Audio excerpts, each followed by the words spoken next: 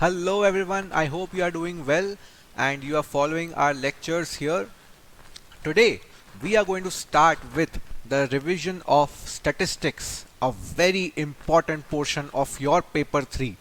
And today we will be doing the primary focus on measures of central tendency, a very important basic chapter. You can expect 9 to 12 marks of the paper 3 out of this chapter. So please be very attentive in today's session and let's get started.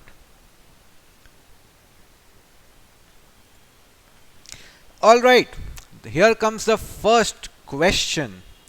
In the equation 4x plus 2y equal to 3, quartile deviation for y is 3.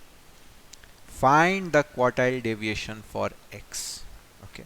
Now what is the formula of quartile deviation? And in terms of the equation, see, if I rewrite this equation, देखो हमें इसको लाना है y equal to ax plus या bx plus a में, इस format में लाना है. तो अब मैं इसको क्या लिखूंगा, y is equal to 3 minus 4x, okay, और by 2 लगा दो. So what is my value of b? b is nothing but minus 2. Okay, b is minus 2. And now what do we know? We know that quartile deviation of y is nothing but mod b of quartile deviation of x. तो quartile deviation of y तो दिया हुआ है 3 is equal to mod मतलब absolute value, मतलब negative को भी positive ले लेगा. तो 2 into q dx. So what is q dx? 1.5. Option C. Yes, easy question, फटाक से आंसर निकालेंगे इसका. ठीक है, चलो नेक्स्ट. हाँ जी, the mean and standard deviation of A B and 2, तो तीन चीज दिया हुआ है, A B and 2 are 3 and 2 by root 3 respectively. The value of A B. अब देखो इधर काफी कुछ करना है. अभी ए बी निकालना है. सबसे पहला बात तो भाई मीन तो निकालूं मैं पहले. मीन जब दिया हुआ है 3 है तो उसको देखते हैं एक बार, क्या है, a plus b plus 2 by 3. This is my mean which is given as 3. So I can write a plus b is equal to 9 minus 2 7. ये मेरा एक इक्वेशन तो आया. मुझे ए बी का कुछ निकालना है तो एक इक्वेशन तो मैं ला लिया ए बी का. अभी नेक्स्ट क्या काम है भाई? नेक्स्ट ये काम है, इस स्टैंडर्ड डेविएशन का भी इस्तेमाल करते हैं. तो स्टैंडर्ड डेविएशन क्या होता है? Sigma is nothing but summation of x I square divided by n minus जो मेरा मीन है उसका वैल्यू इधर होल स्क्वायर.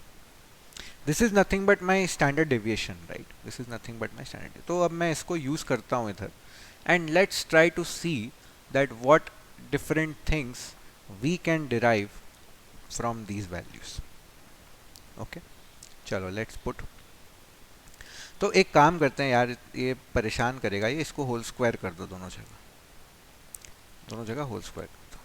तो मेरा ये 2/3 है तो ये 4/3 हो जाएगा. This is equal to what is summation xi square which is a square plus b square plus 4, right, divided by n कितना है, 3 है, माइनस x बार कितना है, 3 है.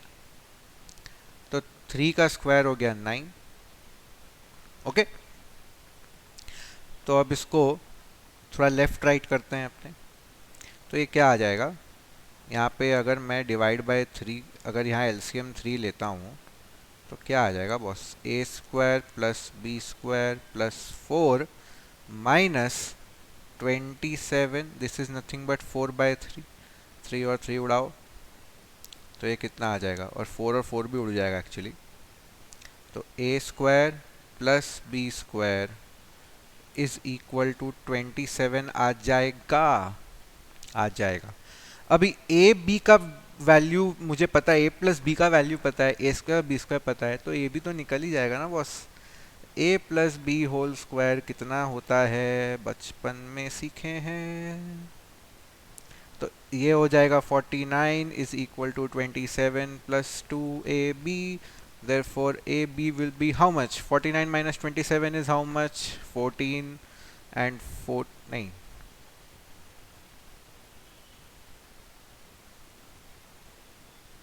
22 by 2 which is 11. Option C is your answer, right?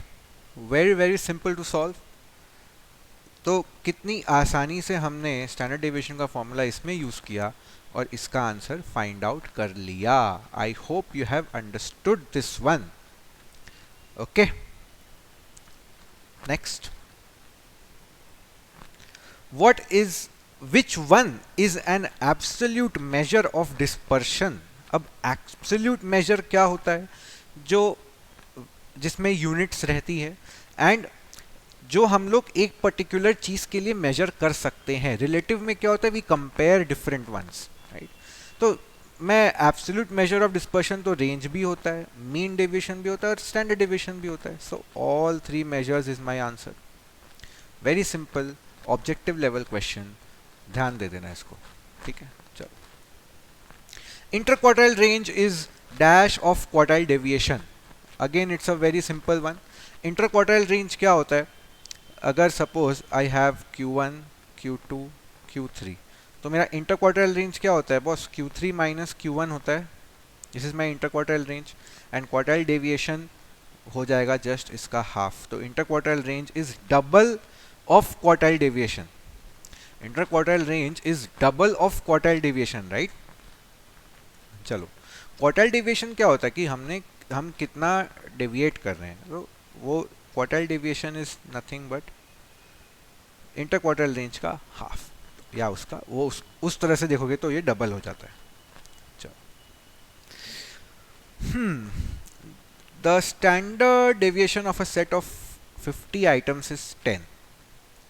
Find the standard deviation if every item is increased by 5. अभी देखो, बहुत simple सा लॉजिक, ये समझो।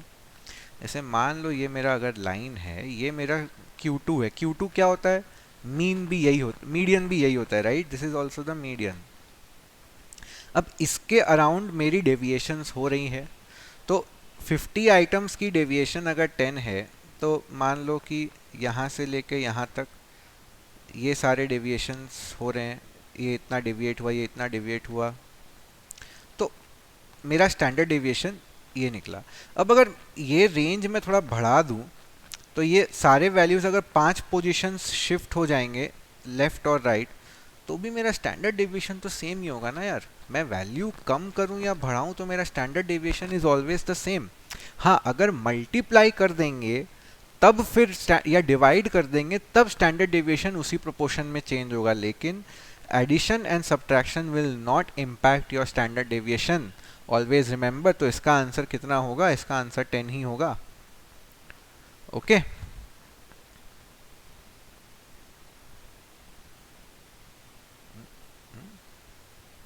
ये हो गया ये। द स्टैंडर्ड डेविएशन ऑफ 10, 16, 10, 10, 10, 16, 10 खाली यही है। चलो कोई नहीं।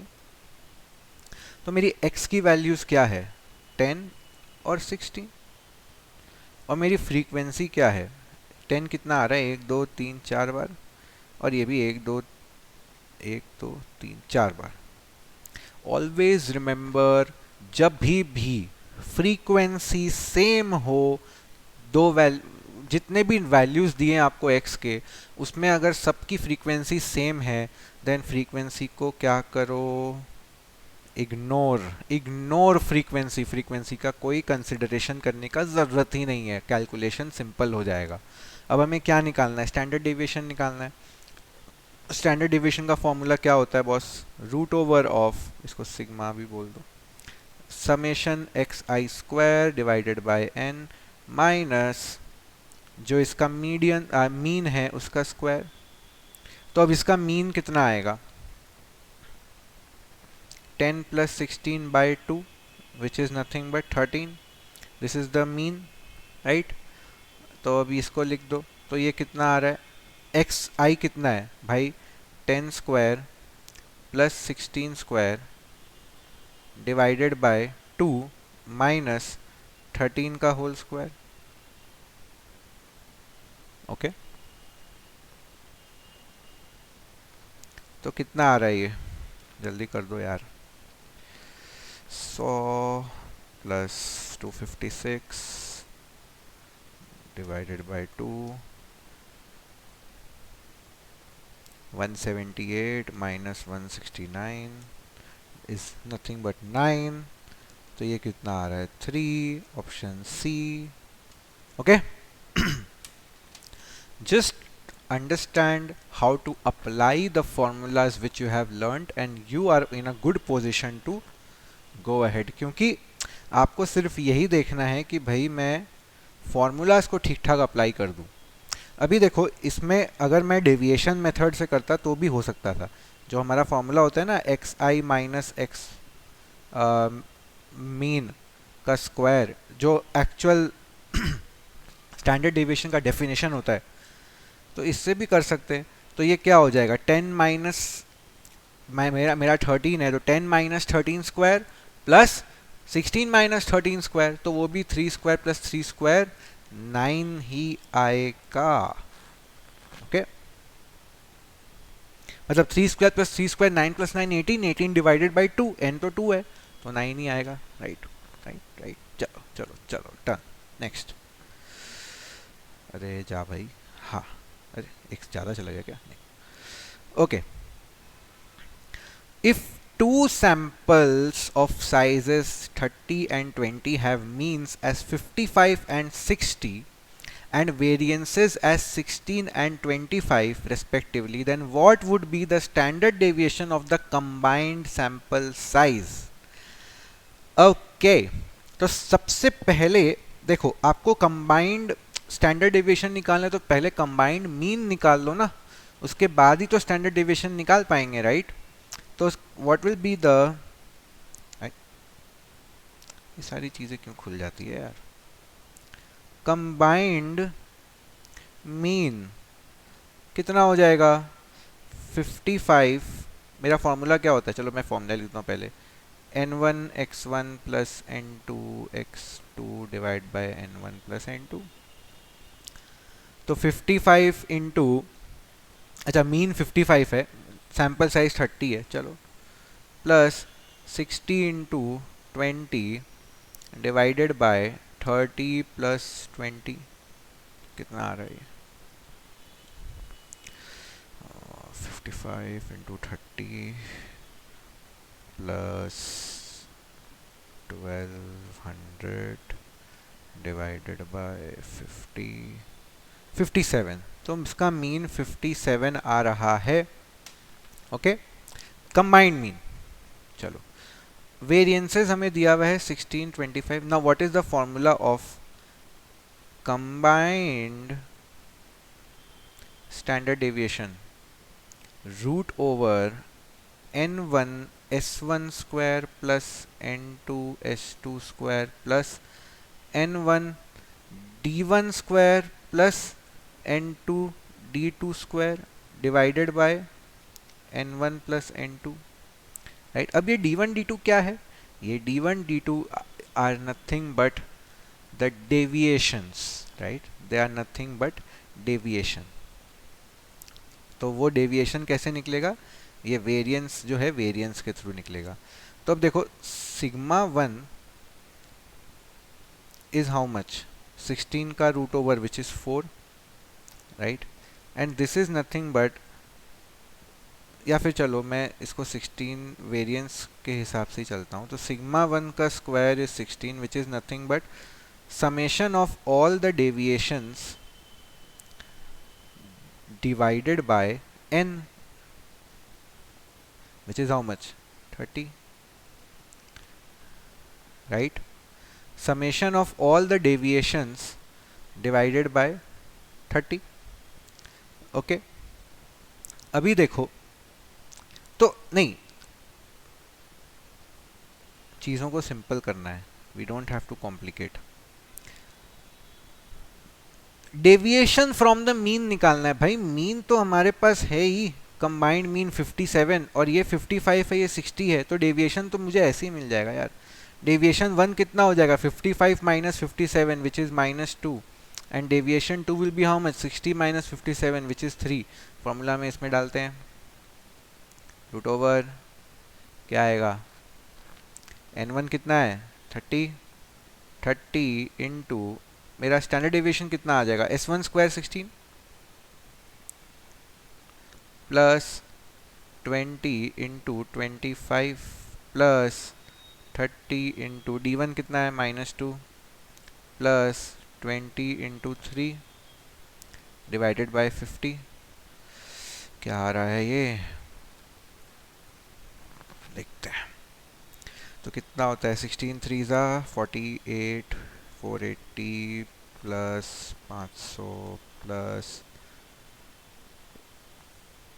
अच्छा देखो ये वैल्यूज़ कैंसिल आउट हो जाएगी ना, 30 इंटू -2 और 20 इंटू 3, तो ये भी 60, ये भी -60, तो इसको हटा दो, तो 980 आ रहा है, 980 divided by 50 is 19.6।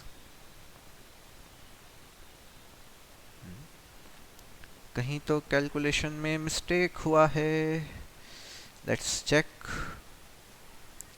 So n1 कितना था, 30 into 16, n2 was 20 into 25 plus, अच्छा ये देखो डेविएशन का स्क्वायर है ना, -2 का स्क्वायर, और इधर भी तो 3 का स्क्वायर होगा ना बॉस, तो यहाँ पे क्या आ जाएगा, 980 हमारा आया था प्लस 120 प्लस 180 डिवाइडेड बाय 50, तो 25.6 आ रहा है। 25.6 का स्क्वायर रूट इज 5.059, तो 5.059 इज ऑलमोस्ट equal to 5.06, तो this will be my answer. Okay, देखो कैलकुलेशन में बहुत ध्यान रखना पड़ता है इधर, सो जस्ट बी केयरफुल, जैसे यहाँ पे मैंने d1 लिख दिया, d1 स्क्वायर नहीं लिखा, be careful of these things. Okay, चलो नेक्स्ट। हाँ जी, if x and y are related, पानी पी लेता हूँ थोड़ा सा।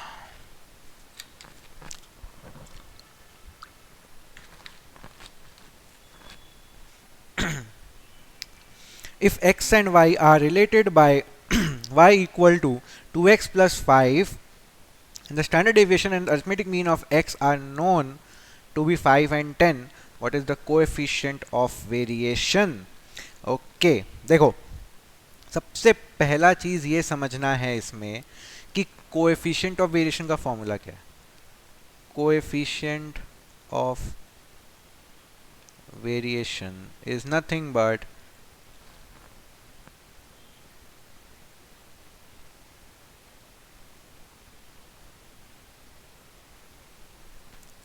Standard deviation divided by arithmetic mean into 100।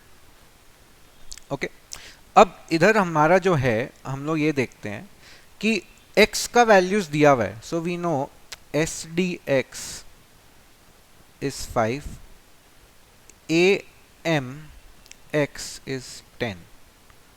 Okay, तो अभी देखो x और y का हमारा रिलेशन भी दे दिया है, तो what will be S D Y, it will be mod b of S D X, simple. तो अब b क्या है इसमें, b इज नथिंग बट 2, तो ये कितना हो जाएगा 2 इंटू 5 विच इज 10। तो हम लोग को y का कोएफिशिएंट, हम लोग को कोएफिशिएंट ऑफ वेरिएशन निकालने बोला है, ठीक है। एस डी वाई हम लोग को मिल चुका है, right, S D Y is 10। तो अब हम लोग को क्या करना है, अच्छा अरिथमेटिक मीन जो है, arithmetic mean is given as 10, वो x का है, तो अब y का अरिथमेटिक मीन कितना हो जाएगा, y का arithmetic mean is 2 into arithmetic mean of x plus 5 which is nothing but 2 into 10, plus 5 which is nothing but 25। तो अरिथमेटिक मीन ऑफ y भी है, स्टैंडर्ड डेविएशन ऑफ y भी है, तो कोएफिशिएंट ऑफ वेरिएशन निकाल लो ना boss. ये formula में डालेंगे तो क्या आएगा, 10/25 into 100 which is nothing but 40। ये कट के 4 हो जाएगा। My answer is this. Okay, this is how we find out the coefficient of variation. Alright, तो x का वैल्यूज दिया हुआ था, हम y का वैल्यूज पहले निकाल लिए, उसके बाद फिर इसको सॉल्व कर लेंगे। ठीक है, चलो भाई नेक्स्ट करते हैं। हाँ, if arithmetic mean and coefficient of variation of x is given as 10 and 40 respectively, what is the variance of this। तो देखो क्या क्या दिया हुआ है, देखो सबसे पहले हम लिख देते हैं एस डी एक्स, नहीं, A M X is 10। Okay, तो what will be A M Y, पहले ए एम वाई तो लिख देते हैं हम लोग। ए एम वाई कितना हो जाएगा, पर ए एम वाई का ज़रूरत नहीं पड़ेगा, छोड़ दो, ए एम वाई का ज़रूरत नहीं है। कोएफिशिएंट ऑफ वेरिएशन इज 40, तो C O V X is 40 which is nothing but S D X divide by A M X into 100। तो इससे मेरा एस डी एक्स निकल जाएगा which is how much, 40 into arithmetic कितना है 10 divide by 100 which is nothing but 4। तो S D x 4 मिल गया। ठीक है, अब एस डी एक्स अगर मिल गया तो एस डी वाई कितना होगा, S D Y will be nothing but mod B into S D X. अब बी क्या है इधर, -2 साफ दिख रहा है। अरे भाई ए प्लस बी एक्स से कंपेयर कर लो तो बी तो -2 ही है, तो -2 का लेकिन देखो मॉड है, तो मॉड में कोई टेंशन नहीं है, तो ये -2 का मॉड 2 ही देगा इंटू एस डी एक्स कितना है 4 विच इज़ नथिंग बट 8। तो एस डी वाई 8 आ गया। अब हमें क्या निकालना है, वेरिएंस, तो variance is nothing but standard deviation का square, this is nothing but 64, this is nothing but 64, this is nothing but 64। Okay, very easy. Okay, just understand how to apply the formula. You know the formula, you just have to understand how to apply this. Okay, chalo next. If the standard deviation of the first n natural numbers is 2, then what is the value of n? Very interesting question. देखो, सबसे पहले जो सारे मेरे natural numbers है, always remember the sum of natural numbers का formula क्या होता है, सम ऑफ नेचुरल नंबर्स का formula is n into n plus 1 by 2। This is the sum of natural numbers का formula. And sum of square of natural numbers का formula क्या होता है, n into n plus 1 into 2n plus 1 by 6। ये sequence and series का part है, but मैं यहाँ पे बता दिया। ओके, अब हमें करना क्या है, if the standard deviation of the first N natural numbers is this, what is this. तो सबसे पहले तो मीन निकाल, तो मीन कितना होगा भाई, मीन तो n प्लस 1 बाई 2 ही होगा। अगर सम ये है तो मीन डिवाइड बाई n होगा, तो n और n तो उड़ जाएगा, तो यही बचा। अब मेरा स्टैंडर्ड डेविएशन क्या होता है, मेरा स्टैंडर्ड डेविएशन होता है simple summation of x I square divided bye, जाओ थोड़ा इसको बड़ा कर देता हूँ, हाँ, डिवाइडेड बाय n माइनस जो मेरा मीन है उसका स्क्वायर। ठीक है, तो मेरा मीन का स्क्वायर मैं यहाँ पे इतना बार बार नहीं लिखूंगा, तो यहाँ पे n plus 1 by 2 whole square कर देता हूँ। ठीक, ठीक है, वेरी गुड। अब ये वैल्यू 2 दिया हुआ है, दोनों तरफ स्क्वायर कर दो तो ये हो जाएगा 4 इज इक्वल्स टू। अब देखो summation of x I square is nothing but this ना भाई, सारे terms square of all the terms का सम यही होता है, तो यही डाल देंगे ना। तो n into N plus 1 into 2n plus 1 by 6n minus n plus 1 by 2 whole square कर दो। पर क्यों करोगे, ऑप्शंस का भी तो इस्तेमाल कर सकते हैं हम लोग। अब इतना कैलकुलेशन करके तो कुछ हासिल नहीं होगा, ऑप्शंस यूज़ करते हैं। चलो तो देखो, हालांकि मैं अगर इसको अभी सॉल्व करूं तो ये एन स्क्वायर कटेगा और ये थोड़ा सिंप्लीफाइड फॉर्म में आ जाएगा। This will actually give you the standard, एक स्टैंडर्ड रिजल्ट होता है sum of all natural numbers का, सम ऑफ फर्स्ट नेचुरल नंबर्स का जो हमारा वेरिएंस होता है। This is the relation. तो इसमें भी देखो, अगर आप ये पुट करोगे ना, स्टैंडर्ड डेविएशन 2 दिया हुआ है तो इसको 4 बना के 12 4 सा 48, तो आपका आंसर 7 आ जाएगा। यहाँ पे आप, अरे भाई मैं बोल रहा हूँ n minus one into N plus one, ये कितना आएगा? सिग्मा तो 2 है तो ये तो 4 है, तो 12 4 सा 48 है। तो अब देख के समझ आ रहा है ना, n इक्वल टू 7 डालो ना ऑप्शन देख के भाई। तो 7 माइनस वन 6, 7 प्लस वन 8, 8 6 48, और कोई ऑप्शन डालोगे तो नहीं आएगा आंसर। और मजा का बात है कि यहाँ भी अगर n इक्वल टू 7 डालोगे ना तो भी आपका आंसर वही आएगा। ये एक्चुअली डिराइव होके यहीं पे आता है, पर मैं डेरिवेशन दिखा दिया। बाय चांस अगर आपको एग्जाम में फॉर्मूला नहीं याद आ रहा है तो ये तो कर सकते हो। अब यहाँ पे n का वैल्यू बैठाना ही तो है, और तो कुछ भी नहीं करना। तो बैठाओ ना, जैसे 2 बैठा लो, 7 बैठा लो। तो 2 बैठाओगे तो नहीं आएगा, 7 बैठाओगे तो आ जाएगा, बस मार्क करके निकल जाना। ठीक है, ईजी है, सिंपल है। चलो आगे बढ़ते हैं। Okay, go back. हाँ जी, अभी देखो next, the mean and standard deviation of the salaries of two factories are given to me. ठीक है, examine which factory has more consistent structure so far as satisfying its employees. तो भैया अभी देखो, logic ऐसा है कि कोई भी फैक्ट्री का अगर डेविएशन या वेरिएंस ज़्यादा नहीं होता है तो वहाँ पे लोग सेटिस्फाइड रहते हैं। अब अगर आप किसी फैक्ट्री में, एक फैक्ट्री में एक बंदे को 20,000 सैलरी मिल रही है, चलो चलो 3 बंदों को 20,000 सैलरी मिल रही है, बाकी के 9 बंदों को 5,000 सैलरी मिल रही है, तो वो जस्टिफाइड नहीं ना। बहुत वेरिएंस है, बहुत डेविएशन है सैलरीज में। तो जितना वेरिएशन कम होगा उतने ही लोग सेटिस्फाइड रहेंगे कोई एक जगह पे, राइट। तो अभी यहाँ पे भी देखो वही है। तो हम क्या करेंगे, सबसे पहले हम निकालेंगे coefficient of variation for factory 1। ये कितना होगा? कोएफिशिएंट ऑफ वेरिएशन का फॉर्मूला क्या होता है? Standard deviation divide by arithmetic mean. अभी तो पढ़े थे। तो स्टैंडर्ड डेविएशन कितना है? 10। अरिथमेटिक मीन कितना है? 4800। तो ये कितना आ रहा है? 1/40, 1/480। तो कोएफिशिएंट ऑफ वेरिएशन पहले वाले का ये है, इसका वैल्यू भी निकाल लो ना। 480 0.00208 something something. And similarly coefficient of variation V2 कितना हो जाएगा? ये सिग्मा 1 था, ये सिग्मा 2 है। कितना है? 12 डिवाइड बाय 5000 कर लो भाई।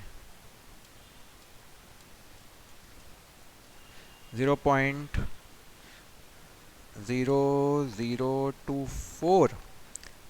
ओके, तो देखो coefficient of variation 1 is less than coefficient of variation 2। तो जहां वेरिएशन कम वहां सेटिस्फैक्शन ज़्यादा। तो factory A will be the answer. Okay, easy.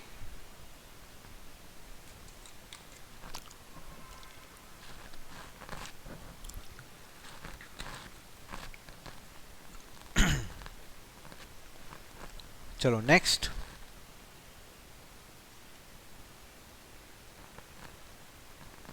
a student computes the arithmetic mean and standard deviation for a set of 100 observations as 50 and 5. अब भाई साहब ने क्या हुआ, later on they discover that, अच्छा mistake in taking one observation है 60 instead of 50। तो उसने क्या किया, सब कुछ निकाल लिया, लास्ट में जाके देखा कि हाई ला 60 ले लिया मैंने जबकि 50 लेना था। तो अब क्या होगा इसका करेक्टेड मीन, क्या होगा इसका स्टैंडर्ड डेविएशन, सब कुछ निकालना है, सब कुछ निकालना है। सब कुछ निकालेंगे। चलो सबसे पहले मीन पे आते हैं। यार देखो मेरा अरिथमेटिक मीन, गलत अरिथमेटिक मीन कितना आता है? तो I can say x wrong is how much, x bar wrong is 50। तो what is my sum of values, wrong values rather, तो I can say sum wrong is how much 50 into 100। भाई जितना mean है average है उसका उसको number of observation से multiply कर देंगे तो 5000, ये मेरा सम ऑफ रॉन्ग है। अब इसमें से गलत वैल्यू को हटाओ और सही वैल्यू को ऐड करो तो कितना आ जाएगा।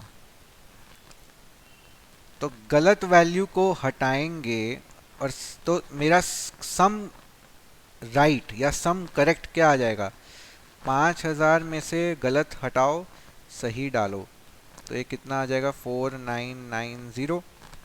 अब what will be my mean, right mean 4990 divide by 100 which is nothing but 49.9। तो ये मेरा करेक्टेड मीन ये है 49.9। ऑप्शन बी तो गया, कुछ नहीं होगा। सी और ए में से कुछ हो सकता है या फिर कुछ एक अचूबा आंसर ही आ सकता है, none of these, but mostly इन दोनों में से कुछ लग रहा होगा। ठीक है, तो मीन तो निकल गया, करेक्टेड मीन। अब करेक्टेड स्टैंडर्ड डेविएशन के लिए अपने क्या करेंगे, देखो सबसे पहले रॉन्ग स्टैंडर्ड डेविएशन जो है वो दिया हुआ है ना, कितना दिया हुआ है 5 दिया हुआ है, इसका स्क्वायर कितना हो जाएगा 25, which will be nothing but summation of wrong x i, ये रॉन्ग एक्स आई है, divided by 100 minus wrong mean का स्क्वायर, क्योंकि ये तो सब कुछ रॉन्ग है ना, स्टैंडर्ड डेविएशन रॉन्ग है, सब कुछ ही तो रॉन्ग है बॉस, तो ये आएगा। अब इसको, अच्छा ये तो रूट ओवर हट जाएगा ना, रूट ओवर हट जाएगा, मैंने स्क्वायर कर दिया, तो ये क्या आ जाएगा 25 is equal to summation of wrong I divide by 100 minus ये कितना है 50 माने 2500, तो ये इधर चला जाएगा, तो मेरा समेशन ऑफ रॉन्ग आई कितना आ गया 25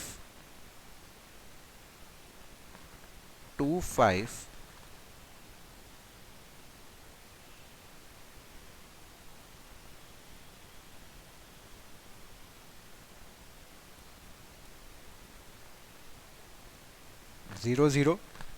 ये आ गया मेरा सारे वैल्यूज का रॉन्ग सम। अब सारे वैल्यूज का राइट सम कितना हो जाएगा, तब सारे वैल्यूज का राइट सम, तो इसमें से सॉरी दिस इज स्क्वायर, मैं स्क्वायर क्यों नहीं लिख रहा हूँ यार, तो ये 252500 में से जो गलत वैल्यू था उसका स्क्वायर को हटाओ, which is how much 60 square को हटाओ और ऐड क्या करो 50 स्क्वायर, तो अब ये कितना आ जाएगा 252500 माइनस 3600 प्लस 2500 251400। तो ये मेरा करेक्टेड सम ऑफ स्क्वायर्स का वैल्यू आ रहा है। अब करेक्टेड एसडी भी निकाल लो, तो थोड़ा सा इधर जगह बनाते हैं। करेक्टेड एसडी का स्क्वायर कितना हो जाएगा 251400 काट दो माइनस करेक्टेड मीन कितना है 49.9, इसका स्क्वायर, तो मेरा जो है ये बस इसका स्क्वायर रूट आ जाएगा, कितना आ रहा है 49.9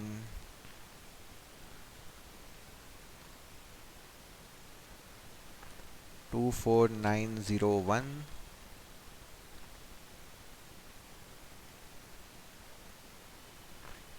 करीब 23.99 आ रहा है, तो 23.99 का स्क्वायर रूट करते हैं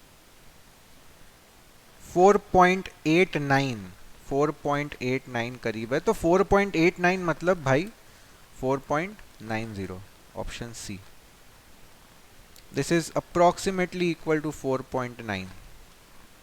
डन, इजी। तो ये वाला भी अपना काम हो चुका है, राइट। तो बहुत ध्यान से इसका स्टेप बाय स्टेप देखो हमने क्या क्या किया है। सबसे पहले तो हमने निकाला रॉन्ग को यूज करके राइट मीन, फिर रॉन्ग के वैल्यू से रॉन्ग सम ऑफ स्क्वायर्स, फिर राइट सम ऑफ स्क्वायर और फिर राइट स्टैंडर्ड डेविएशन। ठीक है, जी चलो next. Compute the coefficient of mean deviation about mean for the following distribution. अच्छा जी चलो. तो सबसे पहले तो टेबल बनाना पड़ेगा इधर. Class interval, class mark, cumulative frequency. अच्छा पहले फ्रीक्वेंसी फिर क्यूमुलेटिव फ्रीक्वेंसी. चलो लिखते जाते हैं. तो 40 टू 50, 50 टू 60, 60 टू 70 और ये है क्या भाई 70 टू 80. अब क्लास मीन कितना होगा? Mid point 40 plus 50 by 2 which is 45. इसका 55, इसका 65, इसका 75. अब फ्रीक्वेंसी क्या दिया हुआ है भाई? 8, 12, 20, 10. क्यूमुलेटिव निकाल लो. 8, 20, 40, 50. तो this is my value of n. अभी सबसे पहला काम क्या करना है? सबसे पहला काम ये करना है कि भाई कोएफिशिएंट मीडियन के अराउंड निकालने बोला है, तो मीडियन निकाल लो ना पहले, उसके बाद बाकी की चीज़ें देखेंगे. तो अब मीडियन निकालने के लिए हम क्या कर सकते हैं? मीडियन, मेरा मीडियन क्लास क्या होगा? सोचो तो मीडियन क्लास निकालो. तो मीडियन क्लास क्या होता है? All right, so now we will be solving this question. इसमें मैंने कुछ कुछ ऑलरेडी करके रखा है ताकि हमारा टाइम कम वेस्ट हो. देखिए क्यूमुलेटिव फ्रीक्वेंसी मैंने निकाल दी यहाँ पे. ये तो बहुत सिंपल सी चीज़ है. अब देखो हम लोग यहाँ पे सबसे पहले क्या निकालना है? मीडियन निकालना है. तो मीडियन के लिए सबसे पहले n की वैल्यू 50 हमने डिटरमाइन कर ली है. Very nice. तो अब मीडियन कितना होता है? n/2. n/2th जो वैल्यू होता है वही होता है. तो 25th, तो 25th में क्या है? 25th में ये है. ओके ये वाली क्लास इंटरवल 60 टू 70 ये हमारी हो गई मीडियन क्लास. अब सबसे पहले मीडियन निकाल दो. तो मीडियन कितना आ रहा है? L1 plus n/2 minus cumulative frequency divided by frequency into i. L1 क्या होता है? L1 is the lower limit of the median class. तो 60 प्लस ये हो जाएगा 25 माइनस क्यूमुलेटिव फ्रीक्वेंसी तो प्रीवियस वन. तो 20 divide by frequency of the cumulative class, I mean median class. और i क्या होता है? i इज नथिंग बट, कहीं कहीं पे h भी होता है, it is nothing but the interval. तो ये हो जाएगा 10. तो ये कितना हो रहा है?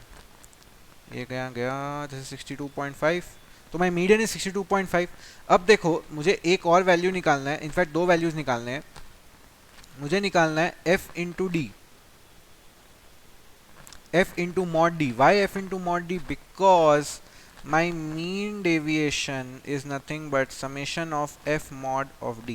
मतलब बेसिकली जितने भी डेविएशंस आ रहे हैं उन सबका एवरेज. तो एवरेज निकालने के तो d क्या होगा? d इज नथिंग बट, अब मीडियन इज 62.5. तो 62.5 माइनस 45. 62.5 माइनस 45. देखो आइडियली डेविएशन क्या होता है? Ideally deviation is xi minus x median, deviation about median. पर यहाँ पे हम लोग को मॉड वैल्यू लेना है. तो मॉड वैल्यू लेने के लिए तो चलो मॉड डी का एक मैं यहाँ पे बनाता हूँ. तो क्या आएगा? 45 minus 62.5 is 17.5. 55 minus 62.5 is 7.5. 65 minus 62.5 is 2.5 और 75 माइनस दिस इज 12.5. तो अब इसको फ्रीक्वेंसी से मल्टीप्लाई करना पड़ेगा. तो फ्रीक्वेंसी से मल्टीप्लाई करेंगे तो क्या आ जाएगा? एफ मॉड डी क्या आ जाएगा? 17. यार मेहनत है, मेहनत. 17.5 इंटू 8, फ्रीक्वेंसी 8 है. तो 140 आया. फिर ये कितना आ जाएगा? 7.5 इंटू 12, 90. फिर 2.5 इंटू 20 विच इज़ 50 आएगा. 25, 50 और 12.5 इंटू 10, 125. अब इसका सम कर दो तो कितना आ जाएगा? 5, 9 4 13, 13 और 5 18, 18 2 20, 2 1 3 और 1 4. 405 डिवाइड 405 डिवाइड बाय n कितना है? n is 50. So this is how much. ये भी कुछ एक वैल्यू आएगा. 405 divide by 50, 8.1. This is my mean deviation. Now how to find out the coefficient of mean deviation? So coefficient of mean deviation is nothing but mean deviation divided by median into 100. तो 8.1 into 100 divided by median कितना है 62.5. तो 810 divided by 62.5 12.96 option में है. हाँ है, और यही मेरा आंसर है. Okay, so these type of questions take some time to solve, लेकिन ये इजी होता है. स्टेप बाय स्टेप फॉर्मूला देख के करो, हो जाएगा. ठीक है, चलो next. Okay, if two variables x and y are related by 2x plus 3y minus 7 equal to 0 and the mean and mean deviation about mean are given. तो काफ़ी कुछ दिया हुआ है, don't get confused about it. See, 2x plus 3y minus 7 दिया हुआ है, ये हमारा रिलेशन दिया हुआ है. What are the other information given to us? x का average is given as 1 and mean deviation दिया हुआ है. Very good. So mean deviation about x is given as 0.3. Okay. तो सबसे पहला चीज़ तो भैया मैं मीन डेविएशन ऑफ y निकाल लूँगा. मीन डेविएशन ऑफ y क्या होगा? Mod of b into mean deviation of x. अब b क्या है इसमें? तो मैं इसको लिख सकता हूँ y is equals to 7 minus 2x by 3. तो b कितना आ गया? माइनस 2/3 आ गया ना. तो ये मॉड है तो ये 2/3 ही होगा, और ये कितना दिया हुआ है? 0.3. तो ये कितना आ जाएगा? 0.2 आ जाएगा, 2/10. तो मीन डेविएशन MDY मिल गया आपको, mean deviation with of y. अब क्या निकालना है? Coefficient of variation of mean deviation about its mean for y. कितना होगा ये? This will be nothing but MDY divided by mean of y into 100. अब mean of y भी निकालना पड़ेगा, तो वो भी निकाल लो. mean of x दिया हुआ है, तो 2x बार प्लस 3, चलो इसको y बार लिख देते हैं, इक्वल टू 7. तो y बार कितना आ जाएगा? 7 minus 2 divided by 3, which is nothing but 5/3, right? इसको इसमें पुट कर दो. तो MDY कितना है? 0.2 divided by 5/3 into 100. कितना आता है ये?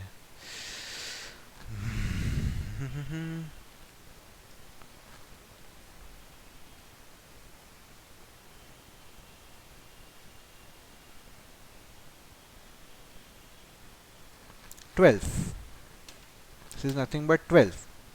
Option B. Okay, so this is how you solve.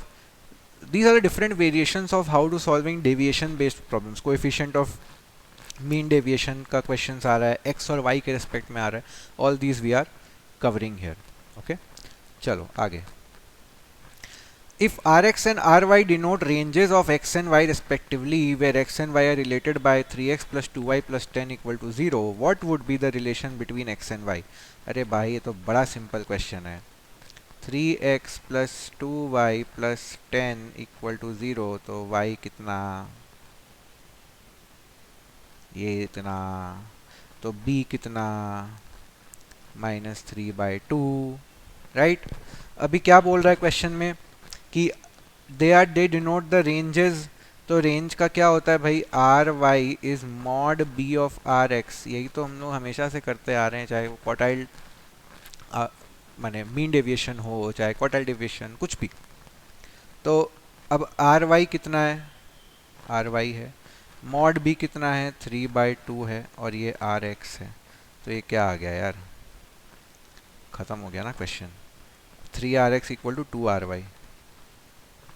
Finish. Done. Okay. Next, if x and y are related by x minus y minus 10 equal to 0 and mode of x is known to be 23, what is the mode of y? ओ भाई साहब, अब देखो simple question है लेकिन इसको थोड़ा टेढ़ा करके लिखा है। मोड, मीडियन और मीन के लिए x और y में जस्ट वैल्यू सब्स्टिट्यूट कर देने से हम लोग का काम हो जाता है, चाहे वो x मीन हो, चाहे मीडियन हो, चाहे मोड। तो अब x का दिया हुआ है तो 23 minus Y minus 10 equal to 0, ये मोड हो गया। तो y मोड कितना हुआ? 13 हुआ। यार ख़त्म करो क्वेश्चन, इजी क्वेश्चन है, क्यों अपने परेशान होंगे, right. Next, for a moderately skewed distribution of marks in statistics for a group of 200 students, the mean mark and median mark were found to be 55.6 and 52.4, right? What is the modal mark? That is something which is being asked. तो देखो, moderately skewed distribution जब भी होगा, always remember this formula. This is called empirical relation. 3 into median minus 2 into mean for a moderately skewed distribution. ये इसके लिए ही valid है, पर ये तो क्वेश्चन में दे दिया, तो फटाक से निकाल दो ना मॉडल वैल्यू। मीडियन कितना है? मीडियन मार्क कितना है? 52.4 माइनस मीन कितना है? 55.6। कितना आ रहा है? 52.4 into 3, 157.2 minus 55.6 into 2, 111.2, 46. This is my answer. Okay, very simple. Got it? चलो next.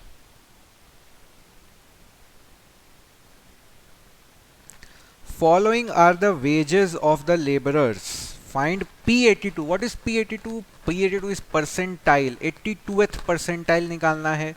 तो सबसे पहला काम इन सब क्वेश्चंस में क्या होता है? इसको असेंडिंग ऑर्डर में सजा दो, तो सजा दो। 50, 50, फिर उसके बाद क्या आएगा? 56, फिर 65, फिर 75, 75 दो बार है,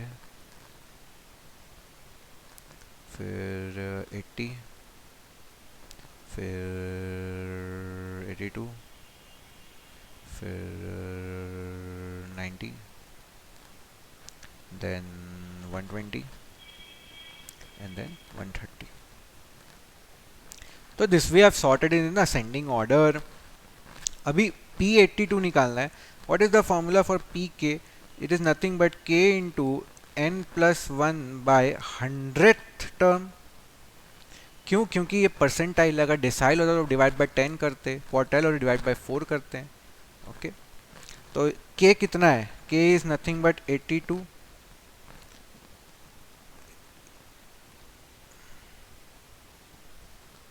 n कितना है? n is how much? 1 2 3 4 5 6 7 8 9 10, तो 10 + 1 11, कितना आएगा ये? 11 इंटू 82 डिवाइड बाय 100, 9.02। तो 9.02th term will be the answer. तो अब इसको कैसे निकालेंगे? This will be 9th term plus 0.02 into the difference between 10th and the 9th term. यही तो सीखा है हमने, राइट? तो अब 9th टर्म क्या है? 1 2 3 4 5 6 7 8 9, 120 प्लस 0.02 इंटू 120 माइनस 130 माइनस 120, तो ये कितना आ जाएगा? 120 माइनस 0. प्लस ये 0.2 हो जाएगा, 10 से मल्टीप्लाई हो जाएगा ना, तो ये कितना है 120.2। Option C, simple simple simple answer, right? You don't have to worry about the complex calculations, बस एक एक करके करते जाओ, आंसर आएगा ही आएगा। So this is P82, okay? I hope there is no confusion in this one. All right, let's move to the last question of today's class. Following the distribution, the following distribution relates to the distribution of monthly wages of 100 workers. Compute D7 means decile 7, seventh decile अपने को निकालना है। तो D7 is nothing but 7 into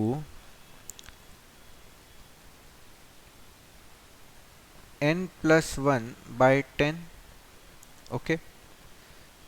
ठीक है,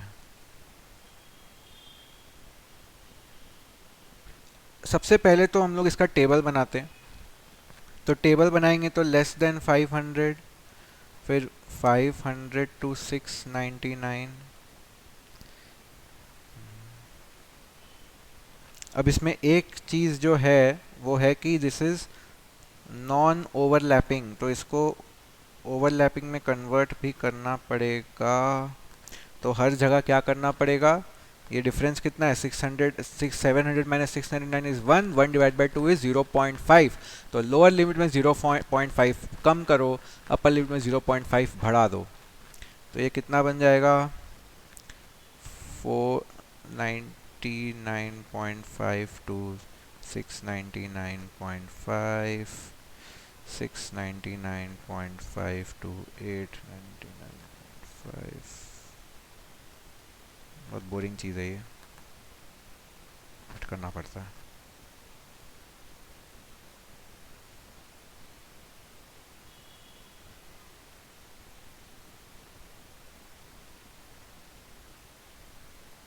ठीक है, ये आपका आ गया। अच्छा, ये लेस देन 500, तो इसको मैं लिख देता हूँ 0 टू 499.5। ये मेरा क्लास इंटरवल है। मेरा फ्रीक्वेंसी कितना है 5, 23, 29, 27।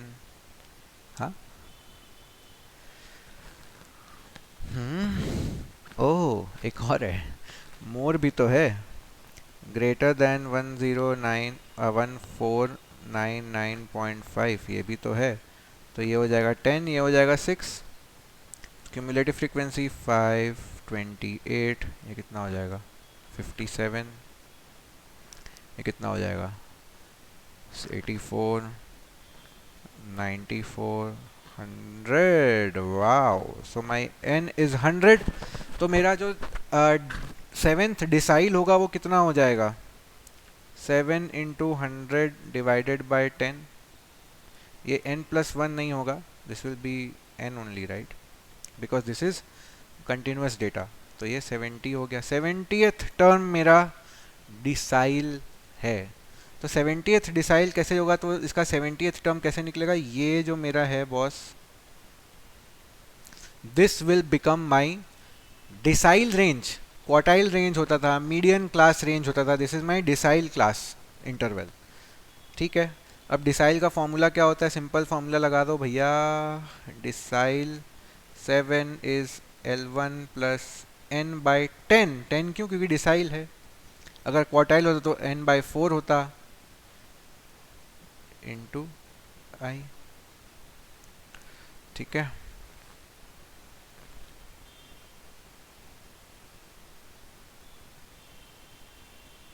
L1 is nothing but the lower limit of the decile class, which is 899.5 plus n कितना है 100, 100 by 10 is 10 minus cumulative frequency of the previous one, which is nothing but 57 divided by frequency of this class, which is 27 into ये difference कितना है, मतलब what is the distance between each of them, 100 I guess, yes, करके देख लो ना यार, किसी को भी पकड़ो।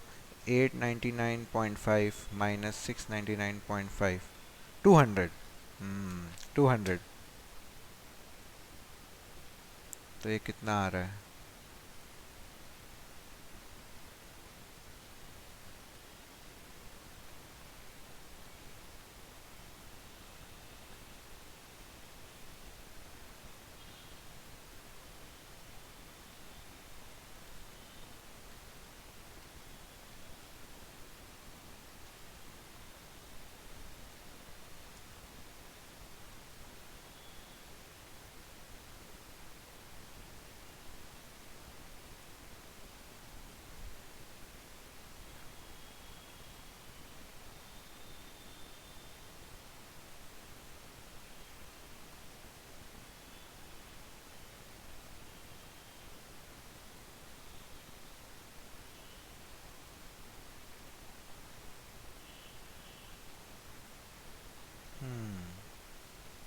कैलकुलेशन तो सब सही है।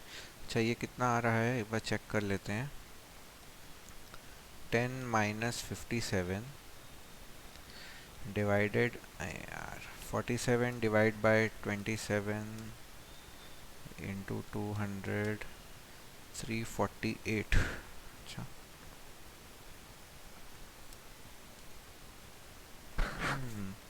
ये वैल्यू तो 500 समथिंग कुछ आ रहा है। अगर मैं, क्योंकि ये माइनस में आएगा, ये 500 कुछ आ रहा है। हमारा कैलकुलेशन तो सब सही है। एक बार चेक कर लेते हैं। कैलकुलेशन अगर सब सही है तो इसका मतलब यही आंसर है। नन ऑफ दिस भी तो ऑप्शन है, टेंशन नहीं है ना।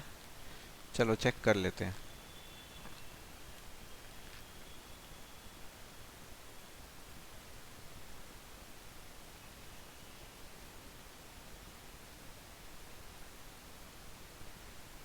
वैल्यूज़ हमने सब सही पुट किया है, कर दिया।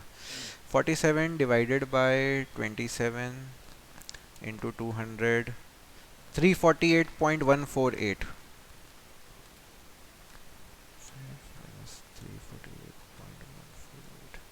Something around 551 is coming. 551.352 something something. तो none of these होगा। क्या दिक्कत क्या है? No problems. This is my answer. So this is the concept of how we solve this. Okay. So don't worry about if you get any calculation में कुछ गड़बड़. Don't worry. Okay.